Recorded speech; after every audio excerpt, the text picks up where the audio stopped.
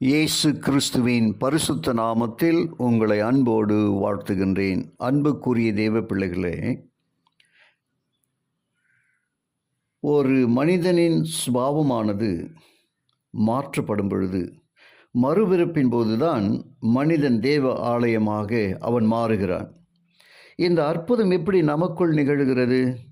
யோவான் 3ஆம் அதிகாரம் 9வது வசனத்தில், அதற்கு நிக்கதேமு, இவைகள் எப்படி ஆகும் என்றான்.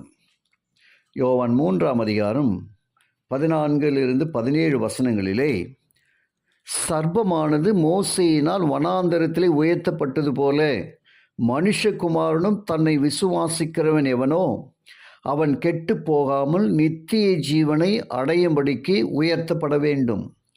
தேவன் தம்முடைய ஒரே பேரான குமாரனை விசுவாசிக்கிறவன் எவனோ அவன் கெட்டு போகாமல் நித்திய ஜீவனை அடையும்படிக்கு அவரை தந்தருளி இவ்வளவாய் உலகத்தில் அன்பு கூர்ந்தார். உலகத்தை ஆக்கினைக்குள்ளாக தீர்க்கும்படி தேவன் தம்முடைய குமாரனை உலகத்தில் அனுப்பாமல் அவராலே உலகம் ரட்சிக்கப்படுவதற்காகவே அவரை அனுப்பினார். 1 யோவான் 5ஆம் அதிகாரம் 1வது வசனத்தில், இயேசுவானவரே கிறிஸ்து என்று விசுவாசிக்கிற எவனும் தேவனால் பிறந்திருக்கிறான். பிறப்பித்தவரிடத்தில் அன்பு கூறுகிற எவனும் அவரால் பிறப்பிக்கப்பட்டவனிடத்திலும் அன்பு கூறுகிறான். யுகங்களின் வாஞ்சை என்கிற ஒரு புத்தகத்தில் 27வது அத்தியாயத்தில் 218வது பக்கத்தில், தேவனுடைய அன்பை ஒருவன் புரிந்து கொள்ளும் பொழுது அது மட்டுமே நமக்குள் விசுவாசத்தையும் அதன் மூலமாக மறுபிறப்பின் அனுபவத்திற்குள் வழிநடத்துகிறது. சிலுவையிலிருந்து வீசும் ஒளியானது தேவனுடைய அன்பை வெளிப்படுத்துகிறது. அவரது அன்பு நம்மை அவரிடம் இழுக்கிறது. இந்த இழுப்பை நாம் தடுக்காவிட்டால், பாவங்களுக்காக அறையப்பட்ட இரட்சகரின் சிலுவையின் பாதத்திற்கு மனம் திரும்புதலுடன் நாம் நடத்தப்படுவோம். அப்பொழுது தேவ ஆவியானவர் நமது ஆத்மாவிற்குள் விசுவாசத்தின் மூலமாக ஒரு புதிய ஜீவனை உண்டு பண்ணுகிறார். எண்ணங்களும் வாஞ்சைகளும் கிறிஸ்துவின் சித்தத்திற்கு கீழ்ப்படியும்படி கொண்டு வரப்படுகிறது. அனைத்தையும் தமக்கு கீழ்ப்பட்டதாக ஆக்கும்படி நமக்குள் செயலாற்றுபவரால் அவரது சாயலில் நமது இருதயமும் மனமும் படைக்கப்படுகிறது. அப்பொழுது தேவ பிரமாணம் நமது மனதிலும் இருதயத்திலும் எழுதப்படவே, என் தேவனை உமக்கு பிரியமானது செய்ய விரும்புகிறேன் என்று கிறிஸ்துவுடன் சேர்ந்து நம்மால் கூற முடியும். சங்கீதம் 40:8 உள்ள வசனத்தின் அடிப்படையில்.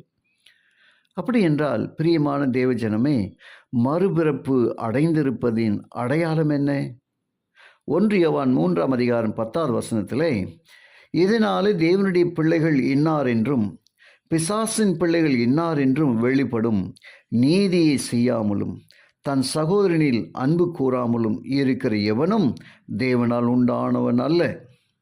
நீதியை செய்தல், சகோதரனின் அன்பு கூறுதல் மிக மிக அவசியமானது. மறுபிறப்படைந்த வாழ்க்கை தேவ நீதியினாலும் சகோதர அன்பினாலும் நிறைந்திருக்கும். கிறிஸ்துவின் பொற்பாடம் என்கிற புத்தகத்தில் 7வது அத்தியாயத்தில், பரத்திலிருந்து பிறக்கும் உண்மையான அன்பானது தன்னலமிக்கதாகவும் மாறக்கூடியதாகவும் இருக்காது. அது மனித புகழ்ச்சியை சார்ந்திராது. தேவனுடைய கிருபையை பெற்றுக்கொள்ளுகிற ஒரு மனிதனுடைய இதயமானது தேவனை நேசித்து கிறிஸ்து யாருக்காக மரித்தாரோ அவர்களையும் நேசிப்பதற்காக பொங்கி வழியும். சுயமானது அங்கீகாரம் பெற்றுவிட வேண்டுமென்ற போராட்டத்தில் இறங்குவதில்லை.